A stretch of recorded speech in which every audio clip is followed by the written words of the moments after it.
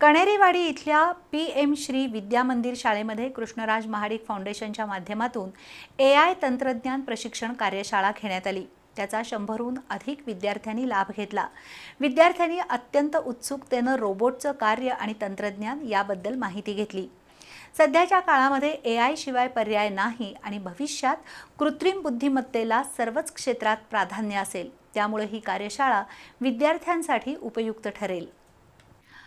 Krishnaraj Mahadik foundation आणि channel बीचे व्यवस्थापकीय संचालक पृथ्वीराज महाडिक यांच्या संकल्पनेतून 4थी ते 10वी पर्यंत शिक्षण घेणाऱ्या विद्यार्थ्यांना कृत्रिम बुद्धिमत्ता आणि आधुनिक तंत्रज्ञानाची ओळख करून दिली जाते। कणेरीवाडी इथल्या PM श्री विद्या मंदिरमध्ये झालेल्या कार्यशाळेचं उद्घाटन माजी सरपंच पांडुरंग खोत यांच्या हस्ते करण्यात आलं।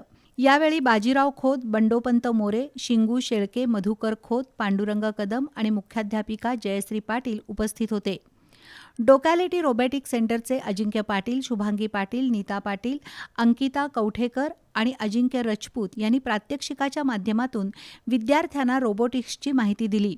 सेन्सर, कंट्रोलर आणि कोडिंगच्या माध्यमातून रोबोट कशा पद्धतीनं काम करतात, ड्रोन कसा असतो आणि तो कशा पद्धतीनं हाताळला जातो याबद्दलची माहिती विद्यार्थ्यांना देण्यात आली।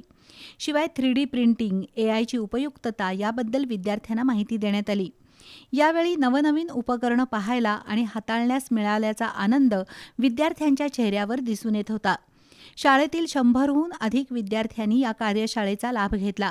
यावेळी जगदीश वाठारकर, प्रदीप केसरकर, सागर खोत, अमोल पालकर, क्रांतिकुमार खोत, स्वप्नील खोत, गणेश कदम यांच्यासह शिक्षक आणि विद्यार्थी उपस्थित होते।